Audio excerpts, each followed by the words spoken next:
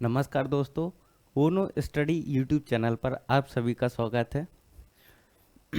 कल हमने धार्मिक स्वतंत्रता के अंतर्गत आर्टिकल 25, 26, 27, 28 को पढ़ा था और ऐसे करके हमने समानता का अधिकार, स्वतंत्रता और धार्मिक स्वतंत्रता के मौलिक अधिकार को देख लिया था। आज हम सांस्कृतिक और शैक्षिक अधिकार को देखेंगे, जिसमें आर्टिकल 29 और 30 आर्टिकल हैं और इसके पश्चात आर्टिकल 32 देखेंगे, जो संवैधानिक उपचारों का आर्टिकल है, यानी कि जिसको अंबेडकर ने आत्मा कहा है, भारतीय संविधान की आत्मा कहा है। और जब हमने प्रस्तावना पढ़ा था तो प्रस्तावना को ठाकुर भार्गव दास ने किसको आत्मा कहा था? वो कहा था प्रस्तावना को।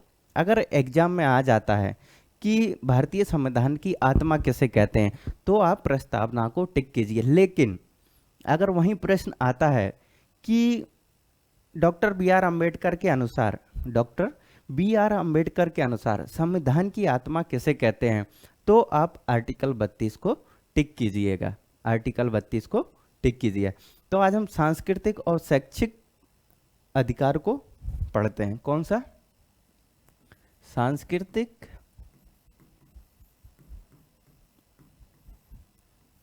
और शैक्षिक अधिकार।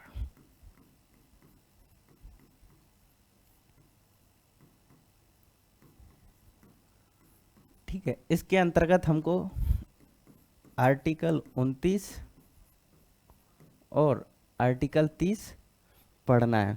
और एक जो शब्द आप सुनते आते हैं कि अल्पसंख्यक क्या है, वो इन्हीं दो आर्टिकलों में एक आर्टिकल में कहीं ना कहीं मिल जाएगा। वैसे स्पेशली अल्पसंख्यक का प्रयोग आर्टिकल 30 में किया गया है। सूचना के लिए आपको बता दें कि आर्टिकल 30 में अल्पसंख्यक शब्द का प्रयोग किया गया है। तो सबसे पहले हम देखते हैं कि आर्टिकल 29 क्या कहता है।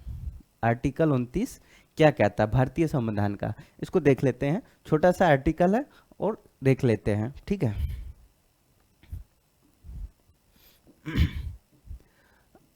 आर्टिकल 29। ठीक है, आर्टिकल 29 कहता है कि प्रत्येक व्यक्ति को, क्या कि प्रत्येक व्यक्ति को, यानी कि नागरिकों के सभी वर्गों को, यानी कि प्रत्येक हो गया तो मतलब है कि नागरिकों के सभी वर्गों को अपनी भाषा, लिपि, संस्कृति को सुरक्षित रखने का अधिकार है, यानी कि संरक्षण करने का अधिकार है। क्या बोलता है कि प्रत्येक नागरिक, यानी कि ये प्रत्येक नागरिक की बात करता है। प्रत्येक नागरिक को अपनी भाषा, लिपि और संस्कृति, ठीक है, क्या क्या बात कही है इसमें? संस्कृति को संरक्षण करने का या सुरक्षित रखने का अधिकार है, संरक्षण का अधिकार। ठीक है, आर्टिकल 29 कहता है कि प्रत्येक नागरिक को अपनी भाषा, लिपि, संस्कृति, 3 शब्दों का प्रयोग किया गया। कौन कौन है? भाषा, लिपि और संस्कृति को संरक्षण का अधिकार है। आर्टिकल 29 कहता है कि प्रत्येक नागरिक को अपनी भाषा, लिपि, संस्कृति को संरक्षण का अधिकार। मान लेते हैं कि कोई भाषा है जिसकी विशिष्ट पहचान है, ये कोई ग्रुप है, ठीक है, ये यहाँ निवास करते हैं, इनकी एक विशिष्ट भाषा है, ठीक है, विशिष्ट भाषा है और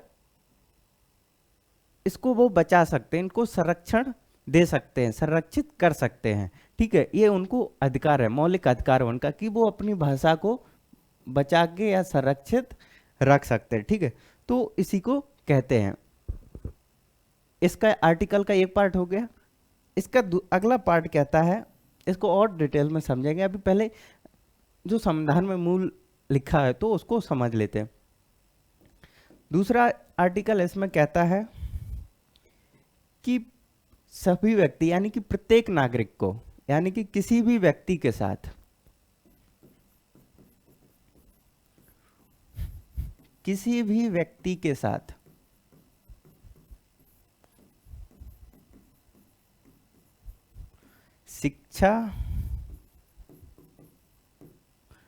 शिक्षा संस्थानों में, ठीक है, किसी भी व्यक्ति के साथ शिक्षा संस्थानों में भाषा, संस्कृति के आधार पर वंचित नहीं किया जाएगा, वंचित नहीं किया जाएगा। ठीक है, क्या कह रहा है इसका आर्टिकल का दूसरा पार्ट? कह रहा है कि किसी भी व्यक्ति के साथ, किसी भी व्यक्ति को शिक्षा संस्कृति के साथ कोई भेदभाव नहीं किया जाएगा। एक सेकेंड,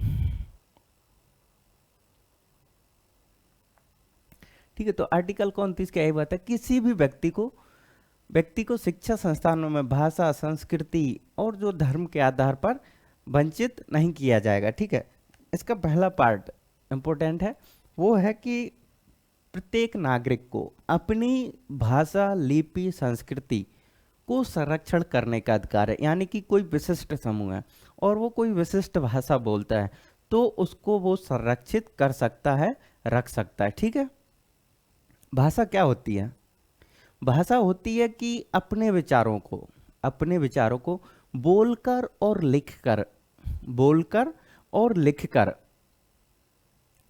अपने विचारों को पहुंचा देना, एक व्यक्ति से दूसरी व्यक्ति या एक पीढ़ी से दूसरी पीढ़ी तक।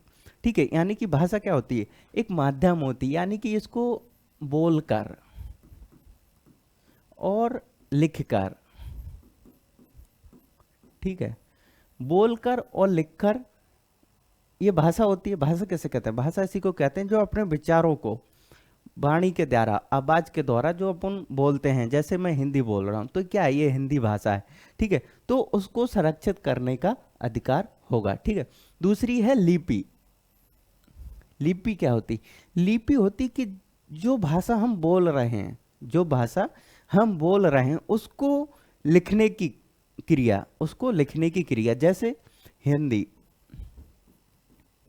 हिंदी हम लोग बोलते हैं और उसको देवनागरी लिपि में हम लिखते हैं। किस में लिखते हैं? देवनागरी लिपि में। ठीक है, तो देवनागरी क्या हो गई? लिपि हो गई है। तो इसको भी संरक्षित करने का अधिकार है। संस्कृति क्या होता है कि हर क्षेत्र की संस्कृति अलग अलग होती है। पंजाब की संस्कृति अलग है, पंजाब में लोग सरसों का साग और मक्के की रोटी, लस्सी, तो ये पंजाब की संस्कृति है। वहीं बिहार की संस्कृति देखेंगे तो वहाँ लिट्टी चोखा है, तो ये बिहार की संस्कृति है। राजस्थान की संस्कृति, वहाँ लोग पगड़ी पहनते हैं। गुजरात की संस्कृति, वहाँ लोग पगड़ी पहनते, तो ये राजस्थान और पंजाब, गुजरात की संस्कृति है। तो ये सब संस्कृति अलग अलग हैं। ठीक है, तो इसको संरक्षित करने का अधिकार है कि उनको कैसे पंजाब लिट्टी चोखा को बचाए। तो इस प्रकार जैसे बंगाल में धोती कुर्ता, तो ये वहाँ की संस्कृति है। ठीक है, तो इसको भी संरक्षित करने का अधिकार है। ठीक है, आर्टिकल 29 यही कहता है कि प्रत्येक नागरिक को अपनी भाषा, लिपि, संस्कृति को संरक्षित करने का अधिकार है। हर क्षेत्र की संस्कृति अलग अलग होती है। ठीक है, हर क्षेत्र की संस्कृति अलग अलग। संस्कृति क्या होती है? संस्कृति को समझ लेते हैं। ठीक है,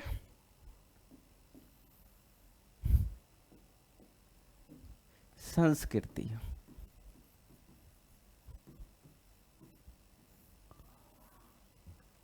हमने पहले भाषा को देखा कि भाषा बोलने, विचारों को प्रकट करने की एक माध्यम होता है, बोल के आवाज। इसको भाषा को दो तरीकों में, एक तो लिख सकते हैं और एक बोल सकते हैं, तो उसको भाषा कहते हैं। ठीक है, दूसरा आया था लिपि।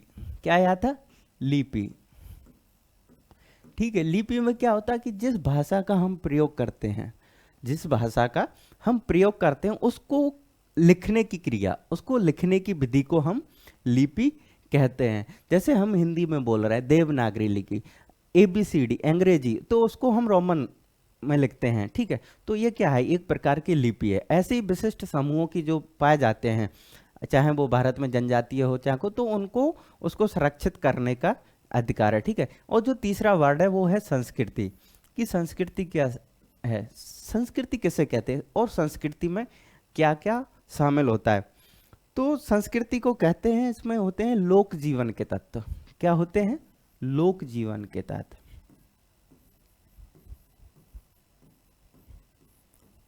लोक जीवन के तत्व, लोक जीवन के तत्व से आशा है कि जो व्यक्ति के जीवन में महत्वपूर्ण हैं, उपयोगी हैं और उनको व्यक्ति समाहित और संयोजित करता है, उनका एक चलन में प्रयोग है, व्यवहार में हमेशा प्रयोग होता है, तो वो संस्कृति है। ठीक है, संस्कृति लंबे समय में विकसित होती है और बहुत लंबे समय तक चलती है। जैसे गुजरात में पगड़ी धारण करना, राजस्थान में पगड़ी पहनना, ठीक है, ये क्या है, ये संस्कृति है। पश्चिम बंगाल में धोती कुर्ता पहनना क्या है, संस्कृति है। साउथ में चले जाओ तो लुंगी लगाते हैं, तो वो क्या है, वो साउथ की संस्कृति है। और ये ऐसे ही विकसित नहीं होती है, संस्कृति धीरे धीरे विकसित होती है और वो लंबे समय तक चलती है, बदलती नहीं है। जैसे अब मान लेते कि सलमान खान आज कोई शर्ट पहना हुआ है या कोई जीन्स पहना हुआ है, जिस टाइप के कपड़े पहना हुआ है, तो वो संस्कृति नहीं है। ऋतिक रोशन जो कपड़े पहनता है या शाहरुख खान जिस प्रकार के कपड़े पहनता है या जो वो धारण करता है, तो वो संस्कृति का हिस्सा नहीं है, वो फैशन है। क्या है, फैशन। और फैशन क्या होता है, फैशन हर 2 महीने हर 3 महीने में बदल जाता है। लेकिन जो संस्कृति होती वो चिरकालिक और लंबे काल तक चलती है, लंबे समय तक सस्टेन करती है। ठीक है, संस्कृति भी बदलती है लेकिन वो समय के साथ साथ चलती भी है और उसमें समय के साथ परिवर्तन होता है। जैसे साउथ में लुंगी पहनना बहुत पुराने समय से चलता रहा, तो इतनी जल्दी तो नहीं बदलेगा ना, तो ना ही बदला है। ठीक है, जैसे पंजाब में क्या है, सरसों की रोटी और मक्के का साग फेमस है, तो ये वहाँ की संस्कृति है। तो ये धीरे धीरे बदलती हैं चीज़ें, लेकिन इतनी जल्दी नहीं। संस्कृति और फैशन में यही अंतर है कि फैशन अल्पकालिक होता है। ठीक है, फैशन हर 2 महीने, 1 हफ्ते, 3, 1 साल में बदल जाता है, लेकिन संस्कृति के साथ ऐसा नहीं होता है। ठीक है, ये फैशन और संस्कृति हो गई। अगर इसको एक उदाहरण के माध्यम से समझें कि फैशन और संस्कृति क्या होते हैं। जैसे फैशन क्या होता है, मौसम, इसको मौसम और जलवायु से समझ सकते हैं। एक मौसम होता है और एक जलवायु। ठीक है, जो अगर भी पढ़ा होगा आपने मौसम और जलवायु, तो मौसम क्या होता है, मौसम अल्पकाल में बदल जाता है। एक गाना भी आया था, मौसम की तरह तुम बदल तो ना जाओगे। तो क्या है कि मौसम बदलता रहता है। ठीक है, मौसम बदलता रहता है और जलवायु इतनी जल्दी नहीं बदलती है, उसको बदलने में 10 साल, 5 साल, 15 साल लग सकते हैं। ठीक है, तो ये है मौसम और जलवायु कि मौसम पल भर में बदल जाता है। सुबह बारिश हुई, दिन में धूप, तो इस प्रकार से एक गाना भी आया था कि मौसम की तरह तुम बदल तो ना जाओगे। तो जिसने भी ये गाना बनाया ना, उसका जॉगर भी बहुत अच्छा होगा। तो यही है, ऐसे ही फैशन होता है मौसम की तरह, ये बदलता रहता है, ये स्थिर नहीं रहता है। ठीक है, तो ये होती है संस्कृति कि ये लोक जीवन के तत्वों को समाहित करती है। लोक जीवन के तत्व क्या होते हैं, वेशभूषा, ठीक है, खान पान,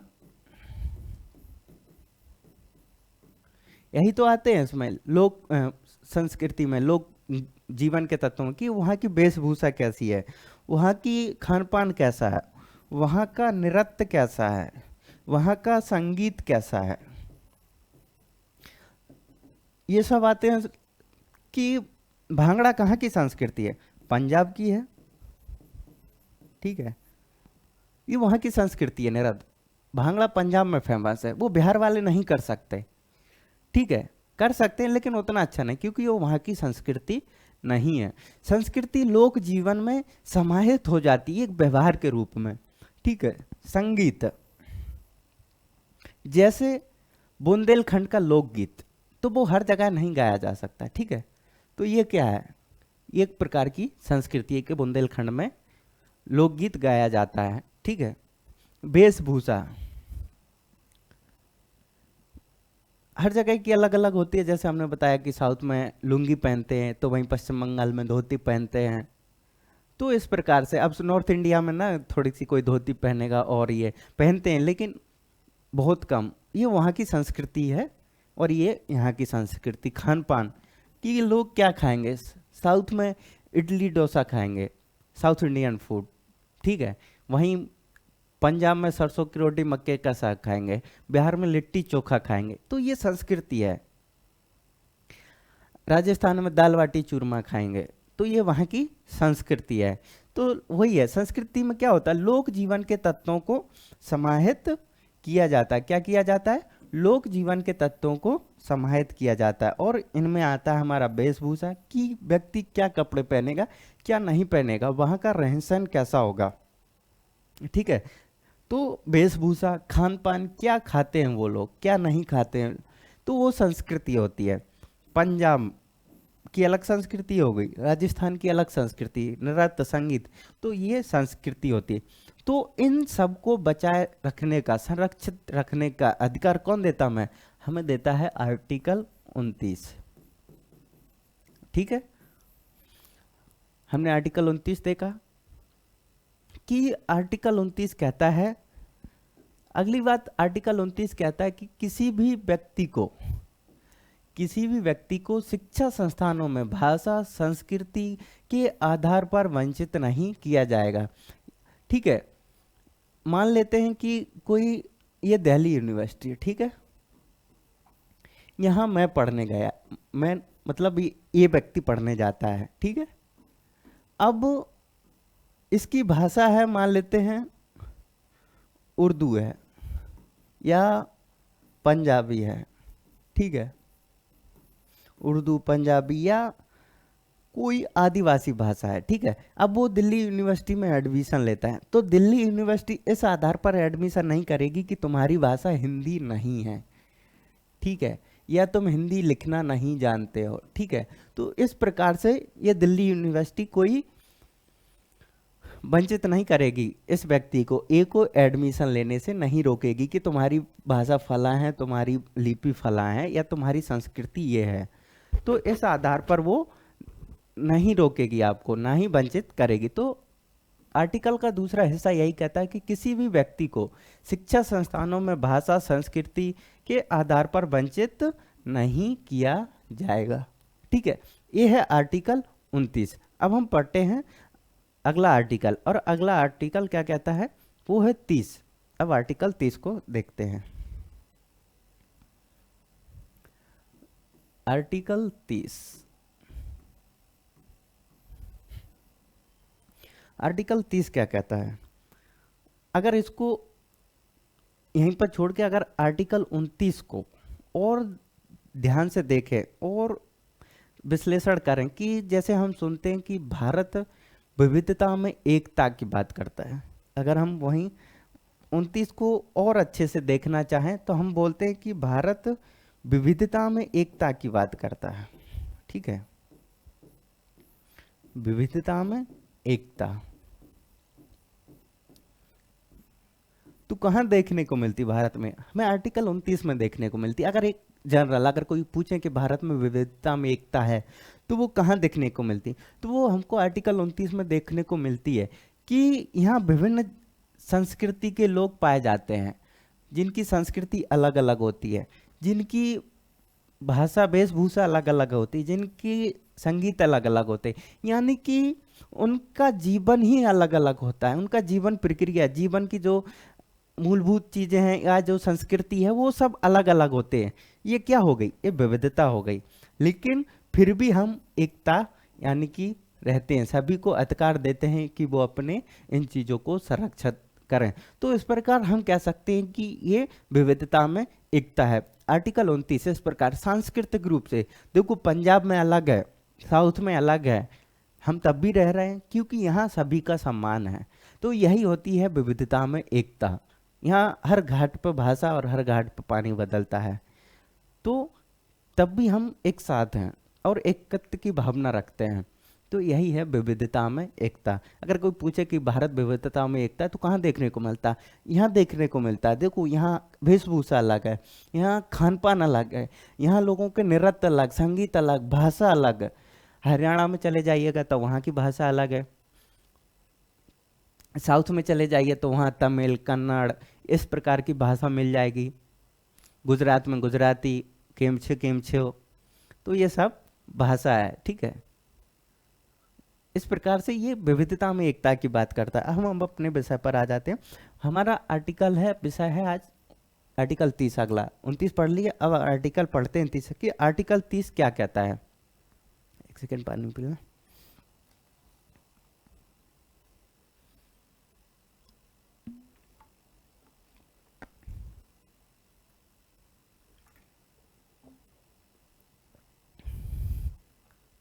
आर्टिकल 30 कहता है कि सभी अल्पसंख्यक वर्गों को, आर्टिकल 30 क्या कहता है कि सभी अल्पसंख्यक वर्गों को, सभी अल्पसंख्यक वर्गों को धार्मिक और भाषाई मनु के आधार पर मनोनुकूल शिक्षा संस्थाओं को स्थापित करने का अधिकार है। क्या कहता है कि सभी अल्पसंख्यक वर्गों को, सभी अल्पसंख्यक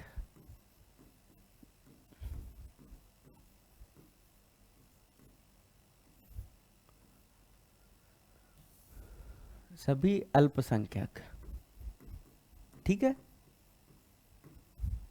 वर्ग को भाषाई,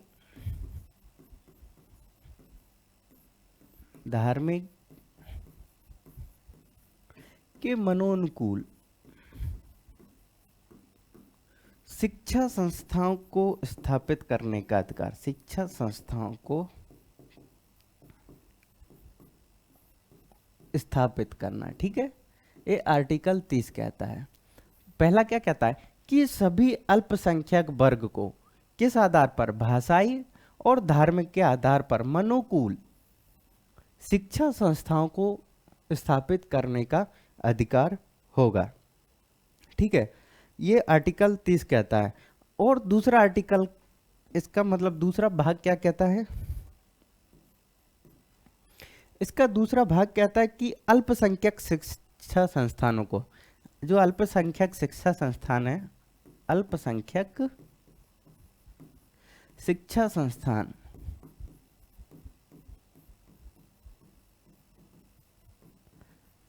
अल्पसंख्यक शिक्षा संस्थानों का अगर उनको सरकार अधिकृत करती है, अगर सरकार इनको अधिकृत करती है, शिक्षा संस्थानों को अधिग्रहण करती है, तो बाजार मूल्य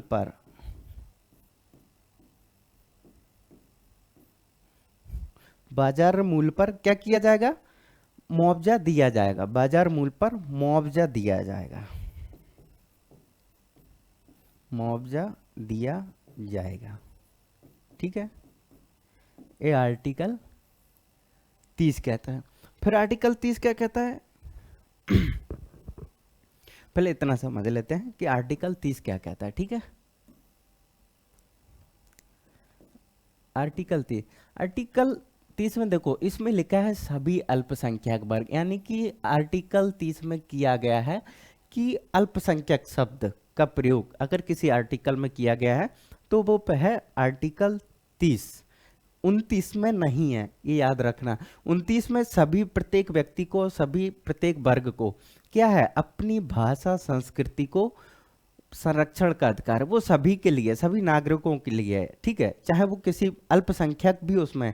लेकिन आर्टिकल 30 क्या कहता है स्पेशली कि सभी अल्पसंख्यक वर्ग, सभी अल्पसंख्यक वर्ग जो अपनी भाषा और धर्म के आधार पर, धार्मिक के आधार मनोनुकूल शिक्षा संस्थानों को स्थापित कर सकते। किसको बना सकते हैं, शिक्षा संस्थानों को, चाहे वो भाषा के आधार पर करें, चाहे धर्म के आधार पर करें, तो वो ऐसा कर सकते हैं। किसको अधिकार है? ये अल्पसंख्यक को, ठीक है, सभी अल्पसंख्यक वर्ग, ठीक है, जो भी इस देश में अल्पसंख्यक वर्ग है वो ऐसा कर सकता है, ठीक है, उसको ये अधिकार है, ठीक है, कि वो अपनी भाषाई और धार्मिक को ऐसा कर सकता है। जैसे अभी नई शिक्षा नीति आई तो उसमें भी इस प्रकार के तत्वों को देखने को मिलते हैं कि व्यक्ति अपनी क्षेत्रीय भाषा में अध्ययन करे प्राइमरी लेवल तक। तो ये क्या है? ये यही है कि अपनी भाषा और संस्कृति को बचाए रखे, ठीक है। दूसरा कहता है कि अल्पसंख्यक शिक्षा संस्थान को अधिग्रहण किया जाता है तो उसे बाजार मूल्य पर मुआवजा दिया जाएगा।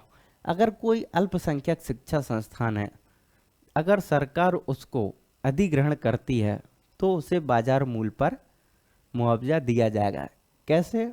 मान लेते हैं कि ये दिल्ली यूनिवर्सिटी है, ठीक है, यहाँ से चल के ये ओनो स्टडी है, ओनो स्टडी का क्लासरूम है, ठीक है, और यहाँ से चल के एक अल्पसंख्यक माइनॉरिटीज का शिक्षा संस्थान है, ठीक है। अब सरकार को यहाँ एक हाईवे बनाना है, ठीक है, सरकार को एक हाईवे पर, अब सरकार को लगा कि यहाँ ये तीनों पढ़ रहे हैं, ठीक है, ये तीनों संस्थाएं पढ़ रही हैं, इसी रास्ते में ओनो स्टडी पढ़ रहा है, इसी में एक अल्पसंख्यक वर्ग का इंस्टीट्यूट है ए, ठीक है, ओनो स्टडी है, और ये दिल्ली यूनिवर्सिटी है, और ये कुछ और है, ठीक है, लेकिन जो ए है वो अल्पसंख्यक संस्थान है, ठीक है, अल्पसंख्यक संस्थान। अभी देखते हैं कि अल्पसंख्यक क्या होते हैं और अल्पसंख्यक संस्थान क्या। तो ये तीनों एक लाइन में पढ़ रहे हैं, सरकार ने इनका अधिग्रहण कर लिया, ठीक है।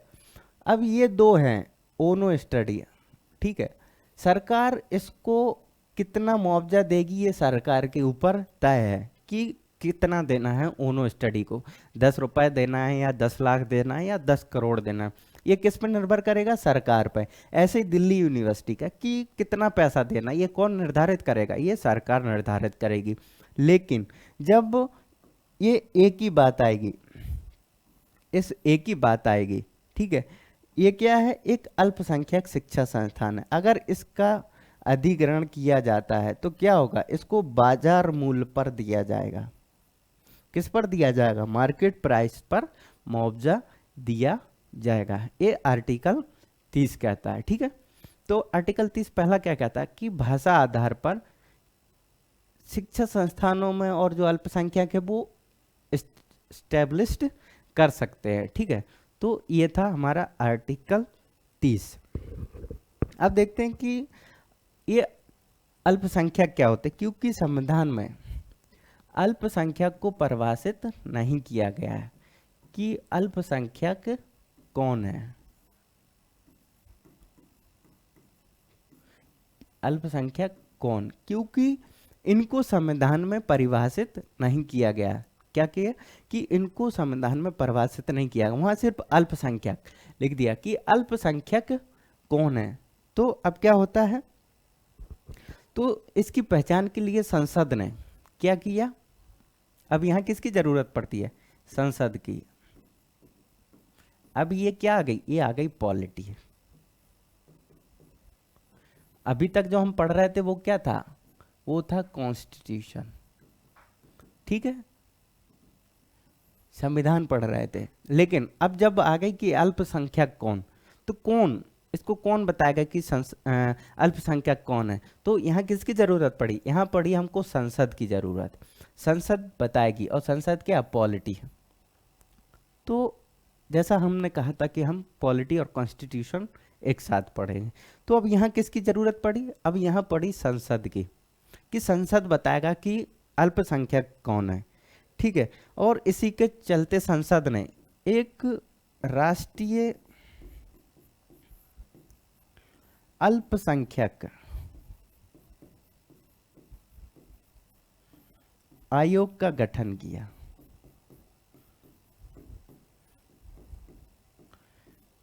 संसद ने क्या किया? एक राष्ट्रीय अल्पसंख्यक आयोग का गठन किया 1992 में। 1992 में क्या किया? अल्पसंख्यक आयोग का गठन किया 1992 में, ठीक है। 1992 में किसका गठन किया? राष्ट्रीय अल्पसंख्यक आयोग का। अब ये बताएगा कि अल्पसंख्यक कौन कौन है और कौन कौन नहीं है, और इसमें प्रावधान भी किए कुछ, ठीक है। राष्ट्रीय अल्पसंख्यक आयोग कि राष्ट्रीय अल्पसंख्यक क्या हो गए? अल्पसंख्यक वे होते हैं कि मतलब जिन जो सर्वाधिक जनसंख्या है तो उनको छोड़कर, यानी कि जिनकी पॉपुलेशन ज़्यादा है तो उनको छोड़कर बाकी सब क्या होंगे? अल्पसंख्यक होंगे। ये किसने कहा? ये अल्पसंख्यक आयोग ने कहा कि जिसकी जनसंख्या अधिक है उसको छोड़कर बाकी सब किस में आएंगे? ये सब आएंगे तुम्हारे अल्पसंख्यक में, यानी कि इनको अल्पसंख्यक का दर्जा है। और अभी तक कितने लोगों को दिया गया है? कितने समुदायों को? वो हैं 6 समुदायों को अल्पसंख्यक घोषित किया गया है, ठीक है, जिसमें मुस्लिम हो गए, बौद्ध हो गए, सिख हो गए, पारसी और इस प्रकार के जो समुदाय थे, तो इनको अल्पसंख्यक घोषित किया है। अभी तक सिर्फ 6 समुदाय हैं, ठीक है। तो ये था आर्टिकल 30। अब देखते हैं कि अगर इन आर्टिकलों का उल्लंघन होता है, यानी कि अब आर्टिकल 32 देखते हैं, ठीक है, क्योंकि 31 को समाप्त कर दिया गया है जिसमें संपत्ति का अधिकार था। अब आता है आर्टिकल 32, ठीक है। आर्टिकल 32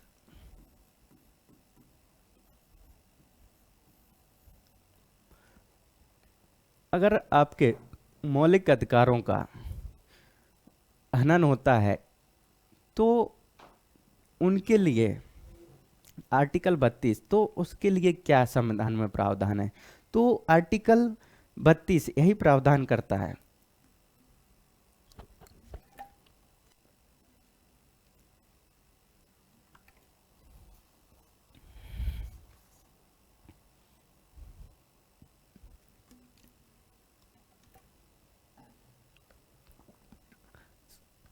आर्टिकल 32 कि अगर आपके मौलिक अधिकारों का हनन होता है, वायलेशन होता है, या उनसे कोई छेड़खानी होती है, कम किए जाते हैं, तो इसके लिए क्या प्रावधान है? तो आर्टिकल 32 है जिसमें लिखा है संवैधानिक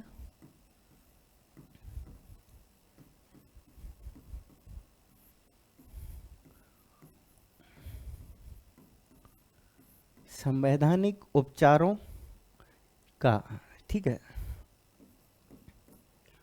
संवैधानिक उपचारों का अधिकार, ठीक है। आर्टिकल 32 संवैधानिक उपचारों का अधिकार, और इस आर्टिकल को डॉक्टर बी.आर. अम्बेडकर ने आत्मा कहा है, संविधान की आत्मा। क्या क्या संविधान में कि इन्होंने आत्मा कहा है, सोल ऑफ कॉन्स्टिट्यूशन, ठीक है।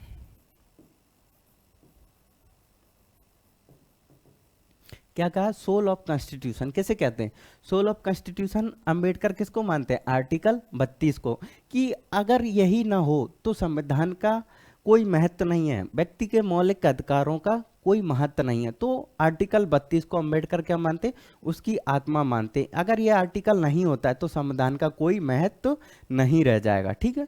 तो यह आर्टिकल, अब देखते हैं अगर किसी के मौलिक अधिकार का हनन होता है तो आर्टिकल 32 कहता है कि व्यक्ति सीधे सर्वोच्च न्यायालय जा सकता है। कहाँ जा सकता है व्यक्ति? अगर व्यक्ति के फंडामेंटल राइट्स का वायलेशन होता है तो व्यक्ति सीधे सर्वोच्च न्यायालय जा सकता है। कहाँ जा सकता है? सर्वोच्च न्यायालय। सीधे, ये वर्ड याद रखना, कहाँ जा सकता है? सीधे सर्वोच्च न्यायालय जा सकता है। उसको बीच में हाई कोर्ट नहीं जाना है या डिस्ट्रिक्ट कोर्ट नहीं जाना है, सीधे कहाँ जा सकता है? सर्वोच्च न्यायालय। अगर मान लेते हैं एक है और इसके मौलिक अधिकारों का हनन होता है, ठीक है, तो वो सीधे सुप्रीम कोर्ट जा सकता है, जा सकता है हाई कोर्ट भी आर्टिकल 226 के तहत। लेकिन आर्टिकल 32 उसको अधिकार देता है कि व्यक्ति के मौलिक अधिकार होने पर व्यक्ति सीधे सुप्रीम कोर्ट जा सकता है। यह है आर्टिकल 32। जब वो सुप्रीम कोर्ट जाएगा तो जज क्या करेगा? जज 5 प्रकार की रिटों को जारी करेगा। जज क्या करेगा? 5 प्रकार की रिटों को जारी कर सकता है। अगर किसी के मौलिक अधिकारों का हनन होता है तो सुप्रीम कोर्ट 5 प्रकार की रिटें जारी करता है। कितने प्रकार की रिट जारी करता है? 5 प्रकार की। पहली कौन सी है? बंदी प्रत्यक्षीकरण। कौन सी है? बंदी प्रत्यक्षीकरण। ठीक है, इसी को बोलते हैं हम हैबियस कॉर्पस। क्या बोलते हैं? Habeas corpus. Habeas corpus English में बोलते हैं इसको हैबियस कॉर्पस। ठीक है, एक रिट ये हो गई। दूसरी, रिटों के 5 प्रकार हैं। सुप्रीम कोर्ट इनको जारी करता है। अगर किसी के मौलिक अधिकारों का हनन होता है तो सुप्रीम कोर्ट 5 प्रकार की रिट जारी करता है। इंग्लिश में रिट लिखते हो, हिंदी में रिट। के प्रकार की जारी करता है? 5। तो पहली कौन सी? पहली है बंदी प्रत्यक्षीकरण। हम लिख लेते हैं, इसके बाद समझेंगे कि बंदी प्रत्यक्षीकरण क्या होता है। तो पहली रेट है हमारी बंदी प्रत्यक्षीकरण। दूसरी रेट है हमारी परमादेश। कौन सी है? परमादेश। इसको क्या बोलते हैं? इंग्लिश में इसको बोलते हैं मैंडेमस। क्या बोलते हैं? मैंडेमस। ठीक है, तीसरी रेट है हमारी प्रतिषेध।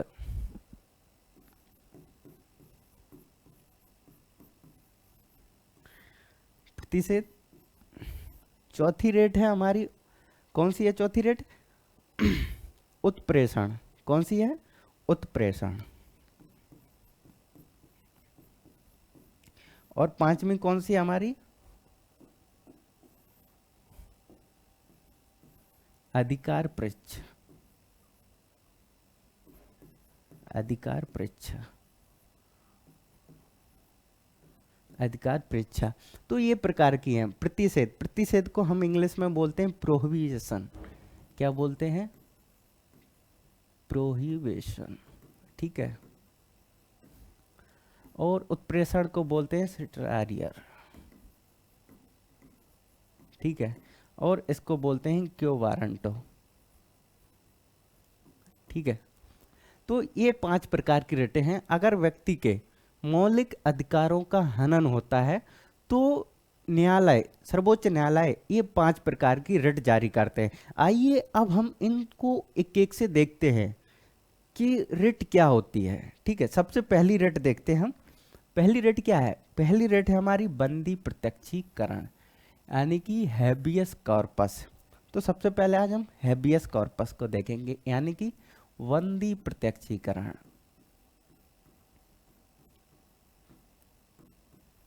बंदी प्रत्यक्षीकरण। ठीक है, ये बंदी प्रत्यक्षीकरण क्या होता है? हैबियस कॉर्पस, इंग्लिश में बोलते हैं इसको हैबियस कॉर्पस। अगर व्यक्ति न्यायालय जाता है तो ये रिट किसके प्रति जारी होती है? किसके विरुद्ध? रिट का मतलब होता है आदेश। न्यायालय आदेश देता है, और इन आदेशों के 5 प्रकार होते हैं। अगर सीधी सरल भाषा में समझें तो न्यायालय मौलिक अधिकारों के हनन के रूप में होते हैं व्यक्ति के, तो वो 5 आदेश जारी करता है। इन्हीं 5 आदेशों को मिलाकर हम रिट कहते हैं। ठीक है, रिट भी आदेश टाइप है, और आदेश के 5 प्रकार हैं। जैसे पहला है बंदी प्रत्यक्षीकरण। तो बंदी प्रत्यक्षीकरण क्या है और ये किसके विरुद्ध जारी होता है? तो बंदी प्रत्यक्षीकरण, बंदी प्रत्यक्षीकरण क्या होता है? ये लोक, यानी कि लोक अधिकारी, लोक अधिकारी और निजी व्यक्ति,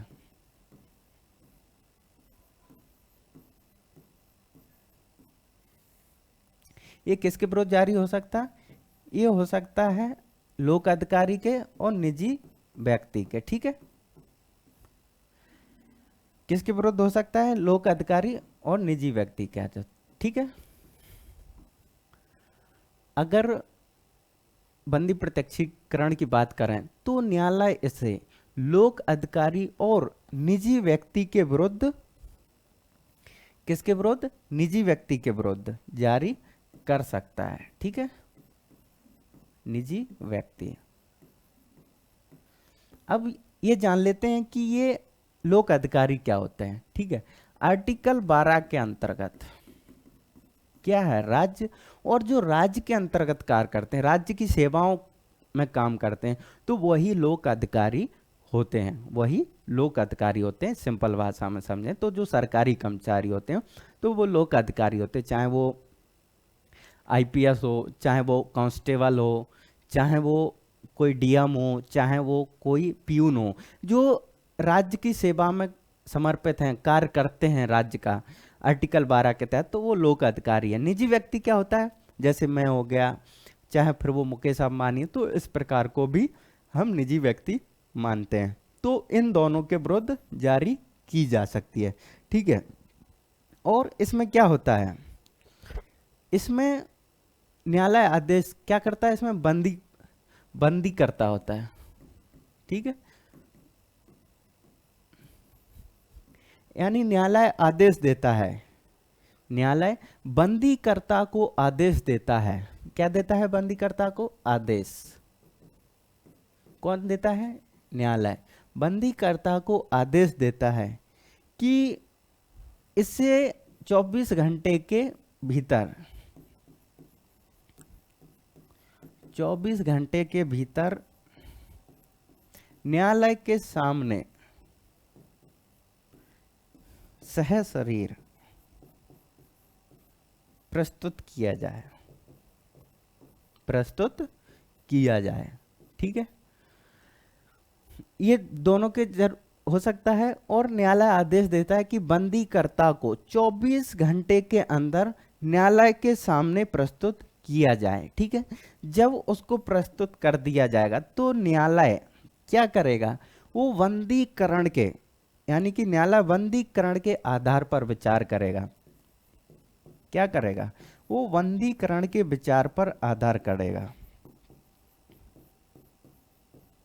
कि ये आधार सही है या नहीं, ये आधार सही है या नहीं, कि जिस व्यक्ति को तुमने बंदी बनाया है उसके आधार पर, यानी उनके तर्कों के आधार पर कि ये सही है या नहीं, उसके पर विचार करेगा। और फिर अगर वो सही पाता है या नहीं पाता है, तो वह अगर विधि सम्मत होता है, अगर विधि सम्मत नहीं है, विधि सम्मत नहीं होने पर, विधि सम्मत नहीं होने पर उसे मुक्त करने का आदेश देता है, उसे मुक्त करने का आदेश देता है। क्या होता है? उसे मुक्त करने का आदेश देता है। अब इसको समझ लेते हैं। ठीक है, 5 रिट जारी करता है, और 5 रिट में पहली रिट है हमारी बंदी प्रत्यक्षीकरण। क्या है? बंदी प्रत्यक्षीकरण। ठीक है, पहला ये किसके विरुद्ध जारी हो सकती है? ये लोक अधिकारी के भी विरुद्ध जारी हो सकती है और निजी व्यक्ति के विरुद्ध जारी हो सकती है। ये दोनों के विरुद्ध, चाहे वो लोक अधिकारी हो चाहे निजी व्यक्ति। हमने अभी आपको बताया कि लोक अधिकारी क्या होता है। लोक अधिकारी वो होता है जो आर्टिकल 12 के तहत राज्य की सेवाओं में संलग्न है। ठीक है, सेवाओं में संलग्न है। जो आर्टिकल 12 के तहत सेवाओं में संलग्न है तो उसको हम लोक अधिकारी कहते हैं। निजी व्यक्ति, प्राइवेट, ठीक है, हम हो गए और जो भी हैं सब, तो ये उसके विरुद्ध जारी की जा सकती। कब जारी की जा सकती है? कि इसमें न्यायालय आदेश देता है। मान लेते हैं कि ए है और बी, ठीक है, बी इसको बंदी प्रत्यक्षीकरण इसको पकड़ लेता है। ठीक है, बी इसको पकड़ के रखता है। ये बी है, बी क्या करता है? इसको पकड़ के रख लेता है। ठीक है, अब न्यायालय इसे आदेश देगा। ठीक है, न्यायालय इसे आदेश देगा, किसे? बी को, कि इसे 24 घंटे के अंदर, कितने? 24 घंटे के अंदर न्यायालय में उपस्थित किया जाए। ठीक है, तो बी क्या करेगा, इसको न्यायालय में उपस्थित कर देगा। ठीक है, ये न्यायालय है, इसको न्यायालय में उपस्थित कर देगा। फिर न्यायालय क्या करेगा, इसको बंदीकरण के, इसको जो बंदी किया गया उसके आधारों पर, यानी कि बंदीकरण पर विचार करेगा कि क्या ये सही है, विधि सम्मत है या विधि सम्मत नहीं है।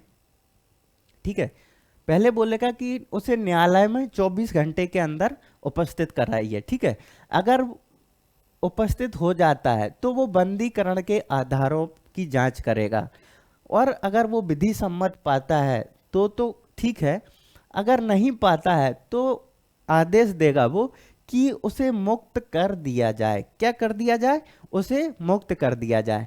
तो यही बंदीकरण है, यही बंदी प्रत्यक्षीकरण है कि ये दोनों के विरुद्ध जारी हो सकती है। जैसे बी ने ए को बंदी बना रखा है, उसको फिर है कि न्यायालय आदेश देगा कि बंदीकर्ता को कि इसे 24 घंटे के अंदर न्यायालय में प्रस्तुत करो। ठीक है, तो वो न्यायालय में प्रस्तुत करेगा। जैसे ही प्रस्तुत करेगा तो वो बंदीकरण के विचार पर आधार करेगा कि ये बंदीकरण सही है या नहीं, या किन आधारों पर किया गया है।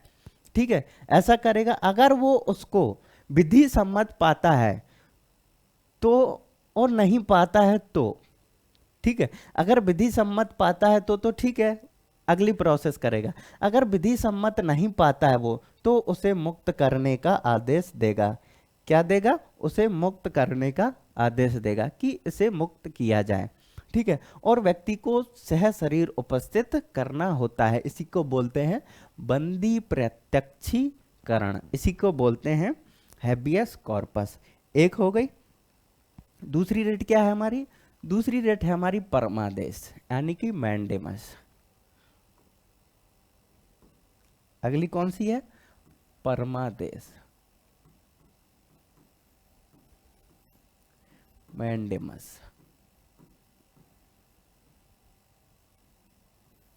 ठीक है, परमादेश। परमादेश में क्या होता है, ये सिर्फ लोक अधिकारी के विरुद्ध जारी होती है। किसके विरुद्ध जारी होती है, ये होती है लोक अधिकारी के विरुद्ध। एक बात याद रखना, ये सिर्फ लोक अधिकारी के विरुद्ध होती है। ठीक है, ये रिट किसके विरुद्ध जारी होती है, ये रिट लोक अधिकारी के विरुद्ध जारी होती है। ठीक है, और इसमें न्यायालय आदेश देता है, न्यायालय आदेश देता है।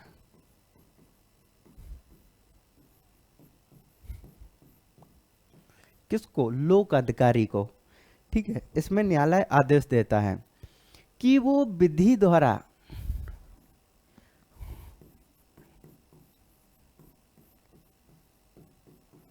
विधि द्वारा निर्धारित, पहले लिख लेते हैं फिर हम उसको एक एग्जाम्पल के माध्यम से समझेंगे कि न्यायालय आदेश देता कि विधि द्वारा निर्धारित कर्तव्यों का पालन करें, कि विधि द्वारा निर्धारित कर्तव्यों का पालन करें। ठीक है, इसका मतलब क्या है, कौन सी रेट है, इसको बोलते हैं परमादेश, यानी कि मैंडमस। ये दूसरे प्रकार की रेट है, और ये केवल लोक अधिकारी के विरुद्ध जारी की जा सकती है। किसके विरुद्ध की जा सकती है, केवल लोक अधिकारी के विरुद्ध। ठीक है, इसमें न्यायालय आदेश देता है, क्या आदेश देता है कि विधि द्वारा निर्धारित कर्तव्यों का पालन करे, विधि द्वारा निर्धारित कर्तव्यों का पालन करे। जैसे एक उदाहरण के माध्यम से समझते हैं। ठीक है, क्या है, मान लेते हैं ए है। ठीक है, भारत में पासपोर्ट रखना, भारत में पासपोर्ट रखना एक क्या है, फंडामेंटल राइट है। भारत में पासपोर्ट रखना एक फंडामेंटल राइट है। ठीक है, ये व्यक्ति का मौलिक अधिकार है। ठीक है, कि व्यक्ति पासपोर्ट रखे। अब ए को पासपोर्ट बनवाना है, तो उसने जो नियम थे, पासपोर्ट बनवाने के कि ये डॉक्यूमेंट्स चाहिए। पासपोर्ट बनवाने में जो जो दस्तावेज लगेंगे, जो जो डॉक्यूमेंट्स लगेंगे, वो इसने पढ़े और लिस्ट बना ली, 1 2 3 4 कि ये 4 डॉक्यूमेंट्स लगेंगे पासपोर्ट बनवाने में। फिर ये जाता है, बी पासपोर्ट अधिकारी है, ये पासपोर्ट बनाता है। बी कौन है? ये पासपोर्ट अधिकारी है, ठीक है। बी को ये कागज देता है ये सारे, तो बी बोलता है कि नहीं बनाऊंगा। बी क्या कर देता है कि नो, नहीं बनाएंगे। बी क्या बोल देता है कि नहीं बनाएंगे, नो कर देता है वो, ठीक है। बी के पास जाता है और वो मना कर देता है कि नहीं बनाएंगे, ठीक है।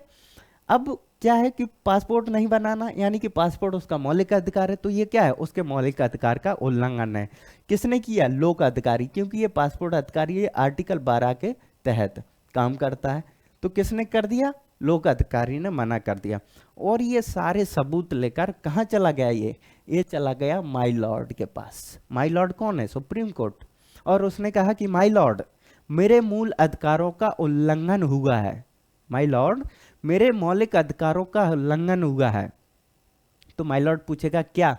कि मुझे पासपोर्ट बनवाना था और मैंने सारे डॉक्यूमेंट्स दिए, लेकिन बी ने मना कर दिया, ठीक है। जब न्यायालय इसकी जांच करेगा कि हाँ ये सही बोल रहा है, कौन? ये व्यक्ति सही बोल रहा है, इसने अपने सारे वैलिड डॉक्यूमेंट्स दिए इसको, किसको? बी को, और इसने मना कर दिया, ठीक है। न्यायालय इसकी जांच करके फिर लोक अधिकारी को क्या देता है? एक आदेश देगा। क्या आदेश देगा? कि श्रीमान, आप विधि द्वारा निर्धारित कर्तव्यों का पालन करें, यानी कि जो आपको कार्य दिया गया है उस कार्य को भली भांति करें, ठीक है। तो न्यायालय आदेश देगा। अगर वो नहीं करता है तो न्यायालय अपनी कोर्ट ऑफ कंटेम्प्ट के अनुसार, यानी न्यायालय की अवमानना के अनुसार उसको दंडित कर सकता है। तो अब यहाँ इसको काम करना होगा, किसको? लोक अधिकारी को, ठीक है। तो ये किसके विरुद्ध जारी होती है? ये लोक अधिकारी के विरुद्ध जारी होती है, ठीक है। तो ये होता है परमादेश, इसको हम बोलते हैं परमादेश। अगली रेट है जिसे हम बोलते हैं प्रतिषेध। अगली 3 रेटें हैं, इनको हम अगले लेक्चर में करेंगे, यानी कि कल करेंगे। और आगे देखेंगे कि प्रतिषेध क्या होता है, उत्प्रेषण क्या होता है, और अधिकार पृच्छ क्या होता है। आज की क्लास हम यहीं समाप्त करते हैं।